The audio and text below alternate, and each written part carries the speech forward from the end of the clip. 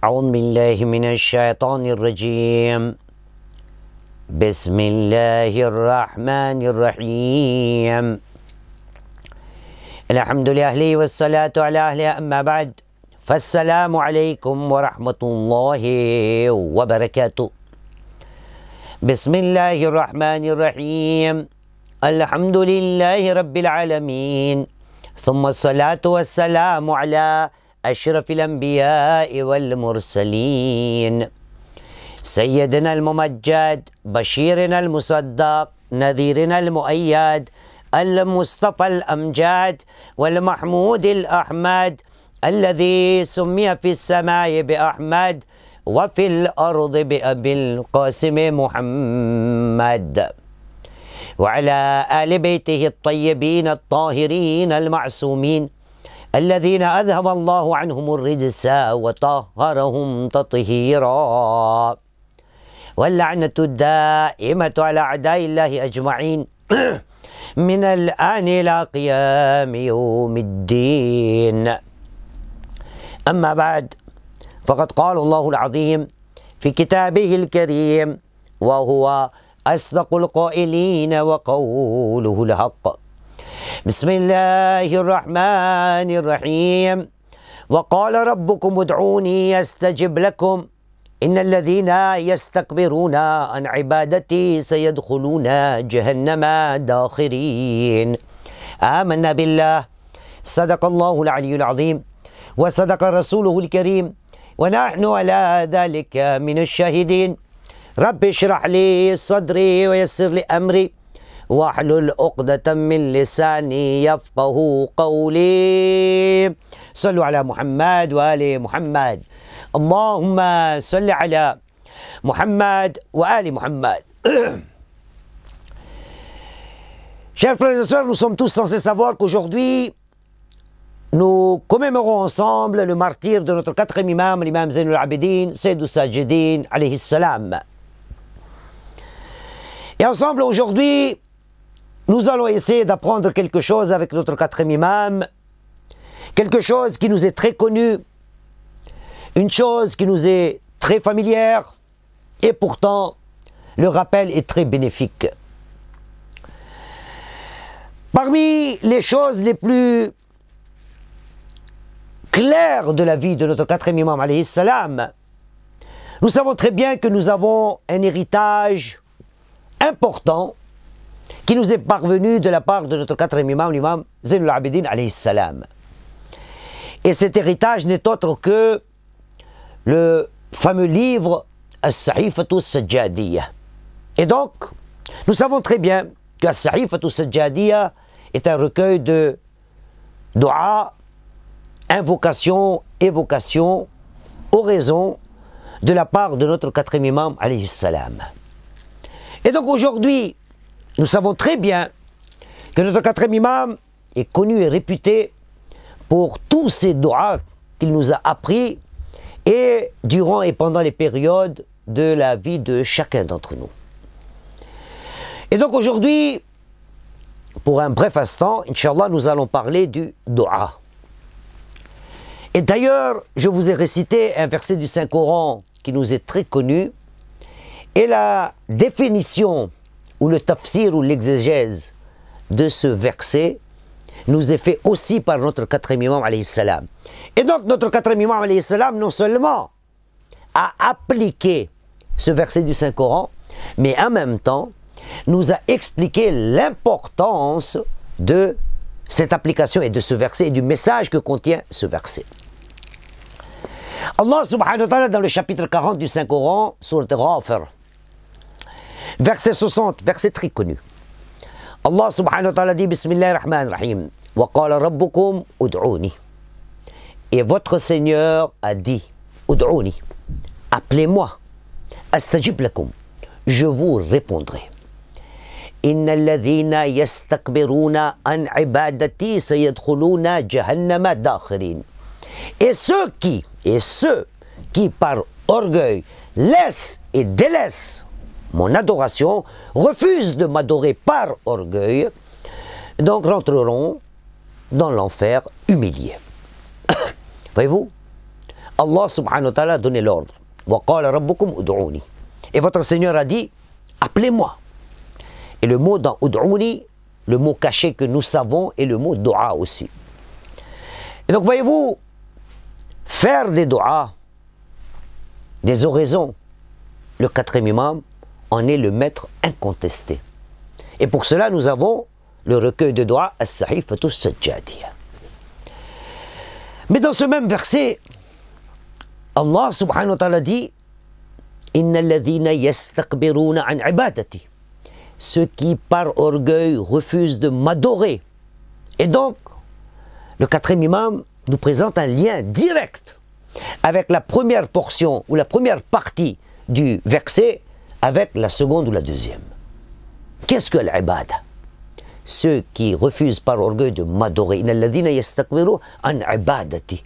Celui qui se refuse par orgueil de m'adorer, moi, ibadati. Le quatrième imam alayhi salam nous dit, ibadati ici veut dire ad-du'a. Ibadati, mon adoration veut dire ad-du'a. Voilà pourquoi d'ailleurs notre prophète Muhammad sallallahu alayhi wa sallam nous dit dans une de ses narrations, il dit tarku ad-du'a ma'siyah. Tarku ad-du'a ma'siyah. Le fait de laisser les du'a, les oraisons, demander quelque chose à Allah subhanahu wa ta'ala est une désobéissance. Dirons-nous, est un péché. Tarku ad-du'a ma'siyah. Et donc, chers frères, ce verset, le quatrième imam est un modèle. Pendant sa vie, il a appris aux gens, grâce au dua, comment adorer Allah subhanahu wa ta'ala, comment garder ce lien avec Allah subhanahu wa ta'ala, et de quelle manière mettre en pratique le verset que nous avons cité ensemble. Mais ce verset a été révélé à notre prophète Muhammad sallallahu alayhi wa sallam, n'est-ce pas? Car le Coran a été révélé à notre prophète. Le quatrième imam, c'est bien après. Mais c'est le quatrième imam qui met en application et qui nous explique les détails de ce verset. Quand ce verset a été révélé à notre prophète Muhammad sallallahu alayhi wa sallam, les gens sont venus se plaindre auprès du prophète. Et ils lui ont dit, Ya Rasulallah, comment se fait-il qu'Allah subhanahu wa ta'ala a dit dans le Saint-Coran, Bismillahir Rahmanir Rahim, et donc ils ont cité ce verset. وَقَالَ رَبُّكُمُ ادْعُونِي أَسْتَجِبْ لَكُمْ. Et votre Seigneur a dit, appelez-moi, je vous répondrai. Comment se fait-il que nous appelons Allah subhanahu wa ta'ala et pourtant nos vœux ne sont pas exaucés? Nos demandes n'arrivent pas là où il faut être. Les doigts ne sont pas acceptés ou exaucés. Eh bien, le prophète a répondu tout simplement. Inna qulubakum matat bi'ashrat ashya. Eh bien, tout simplement parce que vos cœurs sont morts à cause de 10 choses, 10 maladies. Et nous avons cité cette narration à maintes reprises. Et vous devez aussi, j'espère, la connaître. Mais aujourd'hui, c'est un rappel, car nous commémorons le martyre de notre quatrième imam. Le prophète a dit, vos oraisons, vos demandes ne sont pas exaucées, vos doigts ne sont pas acceptés, car vos cœurs sont morts à cause de 10 choses. Et donc la première chose que nous pouvons déjà comprendre ensemble, invoquer Allah subhanahu wa ta'ala, penser à Allah subhanahu wa ta'ala.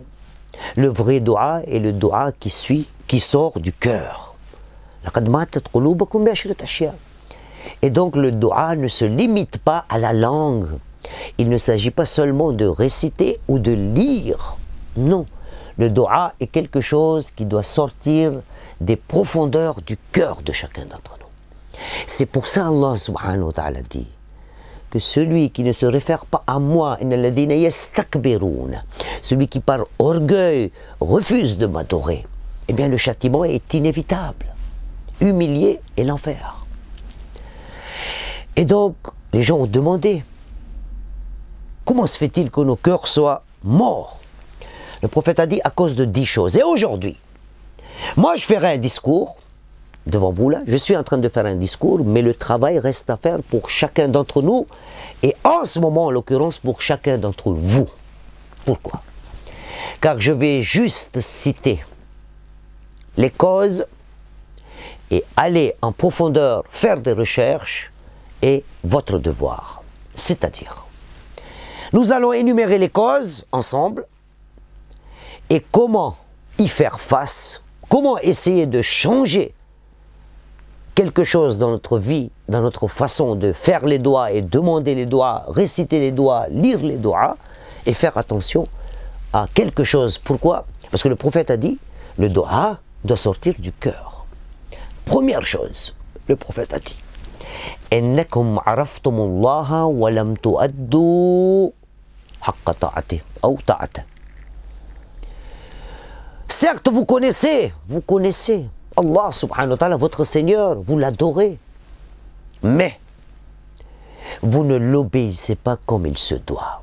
Vous ne l'obéissez pas comme il se doit. Qu'est-ce que l'obéissance à Allah subhanahu wa ta'ala? Comment obéir à Allah subhanahu wa ta'ala? Ce sont des questions qui se posent. Et moi je vous dis, juste pour l'obéissance, il ne s'agit pas seulement d'obéir à Allah subhanahu wa ta'ala, mais Allah subhanahu wa ta'ala, dans le Saint-Coran, a parlé aussi d'obéir à son prophète. Et pour faire cette relation-là, pour bien comprendre la narration du prophète,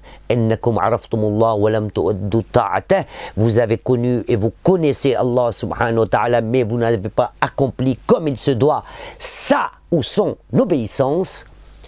Devoir à la maison à faire. Premier verset à lire. Chapitre 4, verset 80. Lisez ce verset. En lisant ce verset, nous pourrons comprendre le lien entre Allah subhanahu wa ta'ala, notre prophète Muhammad sallallahu alayhi wa sallam, et ce que le prophète est en train de nous enseigner. Ça, c'est la première maladie. Deuxième maladie. إنكم قرأتم القرآن ولم تعملوا به. Certes, vous avez lu le Saint-Coran, mais vous ne l'appliquez pas dans votre vie. L'application du Saint-Coran. Là aussi, il y a beaucoup de choses à faire. Voyez-vous, non seulement la lecture, juste la lecture, doit avoir des effets sur nous, la lecture du Saint-Coran. D'ailleurs, le Coran, entre autres, veut dire la lecture, n'est-ce pas? Et donc là aussi, la première maladie, vous connaissez Allah, mais vous ne l'obéissez pas comme il se doit. Devoir à la maison, chapitre 4, verset 80. Deuxième maladie, vous lisez le Saint-Coran, mais vous ne l'appliquez pas. Là aussi, devoir à la maison, 2 versets à lire. Des versets connus. Surat al-Furqan, chapitre 25, verset 30. Il y a une plainte du prophète Muhammad sallallahu alayhi wa sallam. Et un autre verset à lire, chapitre 7, verset 204. Là aussi, il s'agit de la lecture. Et rien qu'avec la lecture, nous pouvons dépasser un certain seuil. Mais notre sujet est quoi? Quand les gens sont venus se plaindre auprès du prophète, nos vœux ne sont pas exaucés. Le prophète a dit, vos cœurs sont morts à cause de 10 choses. Et donc, continuons. Troisième chose. 3.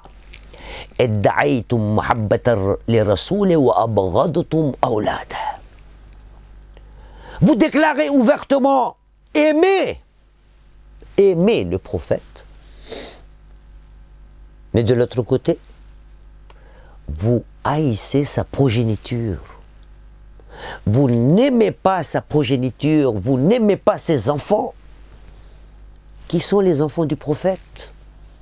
Qui sont les enfants du prophète? Et aimer Allah subhanahu wa ta'ala veut dire quoi? Là aussi, devoir à la maison. Chapitre 3, verset 31. Lisez le verset et nous allons comprendre cette troisième maladie.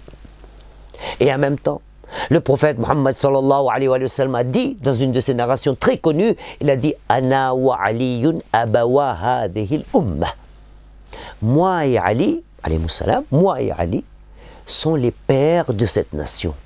Et donc nous tous, nous sommes les enfants du prophète. Et encore, pour cette troisième maladie, ouvrons le Saint-Coran et lisons le chapitre, dans le chapitre 49, verset 10. Le prophète a dit, vous déclarez aimer le prophète, mais vous haïssez ses enfants.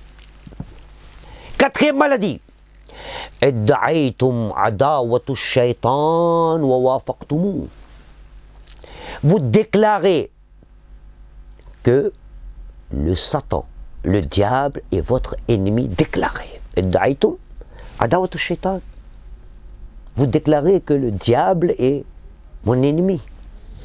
Là aussi, il y a des versets à lire, de voir à la maison. Qu'est-ce que ce diable? Qui est ce shaitan? De quelle manière on nous a ordonné de faire attention au shaitan? Deux versets, de voir à la maison. Chapitre 35, Surat Fatir, verset 6. Et juste après le chapitre 35, le chapitre 36, verset 60. Ça, c'est la quatrième maladie. Cinquième maladie.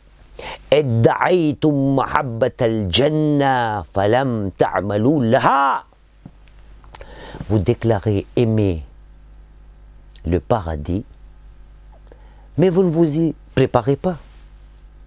Vous ne faites aucune action pour mériter ce paradis. Là aussi.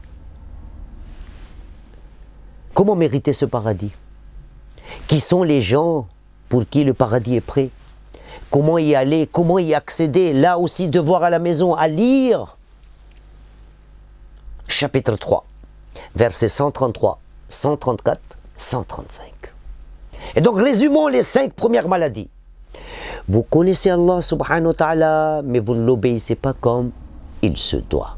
Première chose. Deuxième chose, vous lisez le Saint-Coran, mais vous ne le mettez pas en action. Troisième chose, shaitan.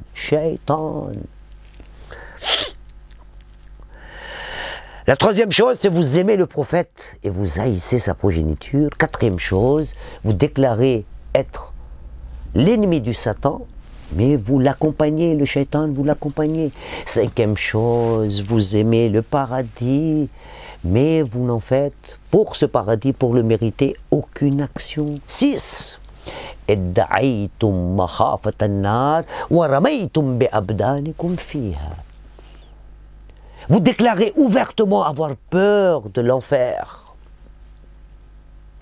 Mais vos actions sont telles que vous êtes en train de vous jeter vous-même dans cet enfer, dans ce feu. Là aussi, devoir à la maison, il y a beaucoup de choses. Ce n'est qu'un rappel. Une partie, je fais le discours. Une partie, à vous de le faire. Lecture, devoir à la maison. Le Saint-Coran, Surat Ma'oun, chapitre 107. Là, nous allons comprendre de quelle manière déclarer avoir peur de l'enfer, mais en même temps faire des actions de telle manière que le prophète considère cela comme se jeter dans le feu. 7. اشتغلتم بعيوب الناس عن عيوب أنفسكم. Vous vous préoccupez des défauts des autres et vous vous oubliez vous-même. Là aussi. Dans la société, nous voyons cela. C'est la pratique habituelle de chacun d'entre nous. Là aussi, il y a un devoir à la maison à faire. Le Coran. Chapitre 24, verset 19. Surat Nour. Et là aussi, vous allez voir les dégâts que font le fait de s'occuper des défauts des autres et s'oublier soi-même. 8. ادعيتم بغض الدنيا وجمعتموها. Vous déclarez ouvertement haïr ce bas monde. Vous dites, ce bas monde,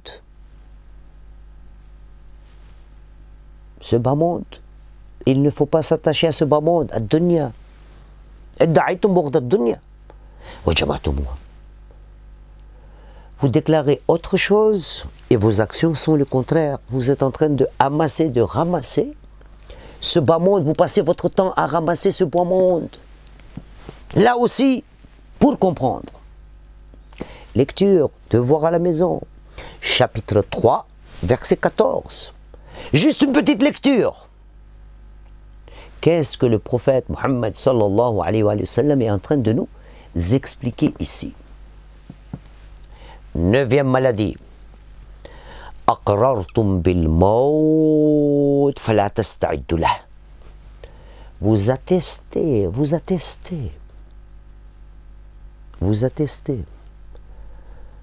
que nous allons mourir. Al-mawtu haqq. Mais vous ne faites aucune préparation pour cela. Quelles sont les préparations à faire? Il y en a beaucoup. Là aussi, je vous invite, pour mieux comprendre. Voyez-vous, nous avons des versets qui sont très connus, qui commencent par Bismillahir-Rahmanir-Rahim, Kullu nafsin dha'iqatul maut. Mais vous avez un devoir à la maison à faire. Quoi? Comment s'y préparer à la mort? Lecture. Chapitre 3, verset 185. Chapitre 21, verset 35. Chapitre 29, verset 57. Ce sont les 3 versets du Saint-Coran qui commencent par Kullu nafsin dha'iqatul maut. Toute âme goûtera la mort.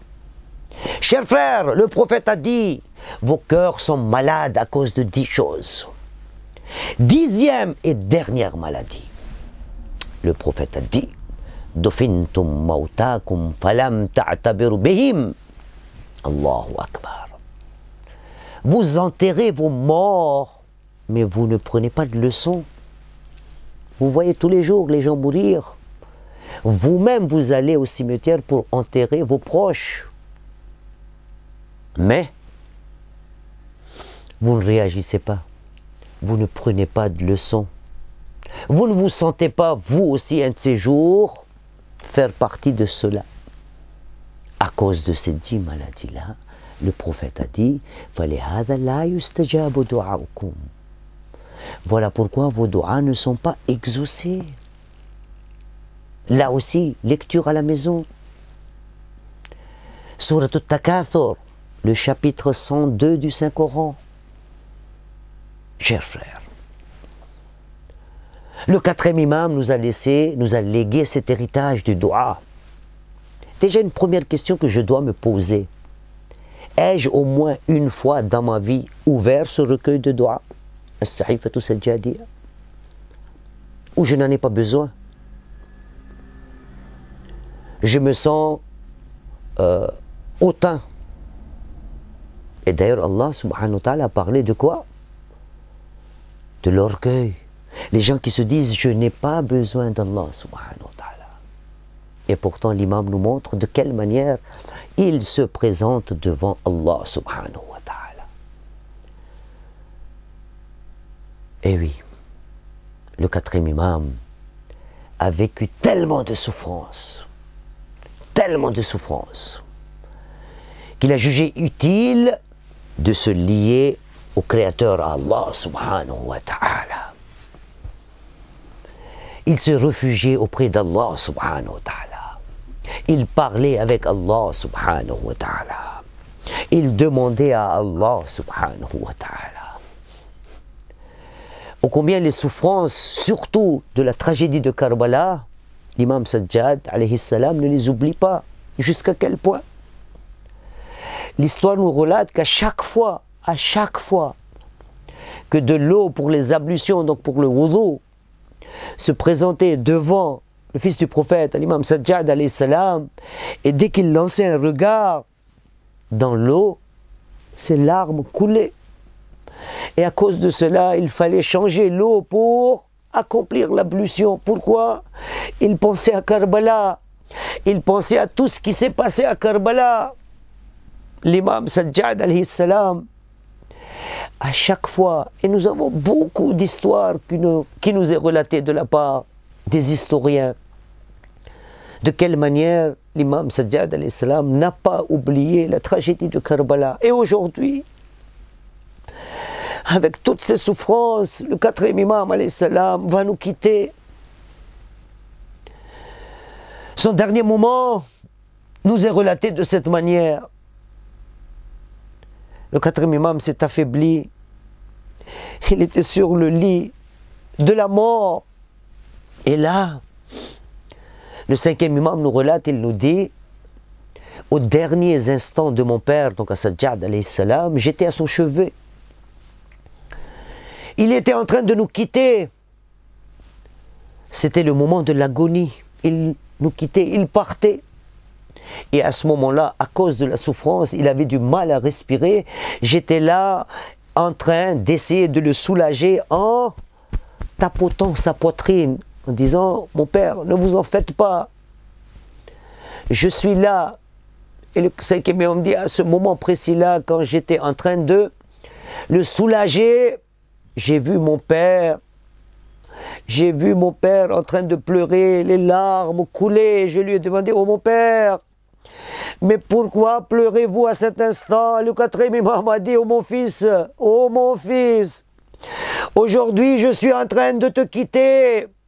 Tu es là mon fils, mais moi je pense à Ashura, à Karbala. Mon père m'a quitté, mais je n'étais pas à son chevet. Oui, cher frère. Karbala est inoubliable pour l'imam Sajjad alayhi salam. L'histoire nous relate que le quatrième imam nous a quittés. Et voilà qu'arrive le moment de lui donner le bain rituel. Et pendant le bain rituel, nous avons une narration de Zuhri qui nous dit, quand nous étions en train de laver le corps de l'imam Sajjad alayhi salam, et là j'ai vu des taches de rougeur, des taches noires sur son dos, et en ce moment-là j'ai vu son fils, mon maître, l'imam al-Baqir alayhi salam, en train de pleurer.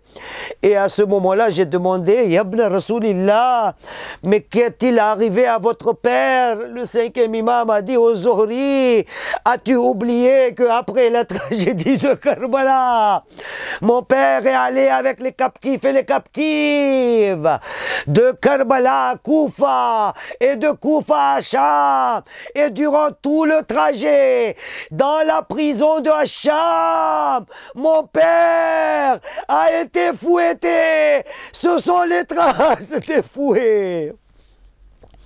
ألا لعنة الله على القوم الظالمين وسيعلم الذين ظلموا أي منقلب ينقلبون إنا لله وإنا إليه راجعون رضا بقضائه وتسليما لأمره